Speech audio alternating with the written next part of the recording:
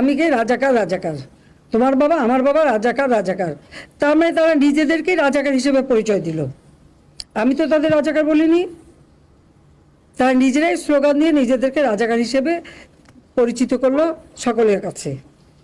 এবং এটারই প্রতিবাদ প্রত্যেক শ্রেণী পেশার মানুষ কিন্তু করেছিল, সকলেই। হ্যাঁ, আমাদের ছাত্রলীগ থেকে শুরু করে, যুবলীগ থেকে শুরু করে অন্যান্য সংগঠন, প্রগতিশীল সংগঠন সকলেই কিন্তু এর প্রতিবাদ করেছে। এমন কোনো সেকশনের মানুষ নাই যেটা প্রতিবাদ না করেছে। তখন তারা তাদের স্লোগান পরিবর্তন করলো। কি স্লোগান? চেয়েছিলাম অধিকার, হয়ে গেছি রাজাকার। আরে রাজাকার তো আমি তোমাদের করি নাই, তোমরা নিজেরা স্লোগান দিয়ে তোমাদেরকে রাজাকার করেছো। তোমার স্লোগান দিয়েই তোমাদের পরিচয় দিয়েছো। তোমরা শুধু না, তোমরা রাজাকার, তোমার বাবা রাজাকার, এটা তো তোমরাই করেছো।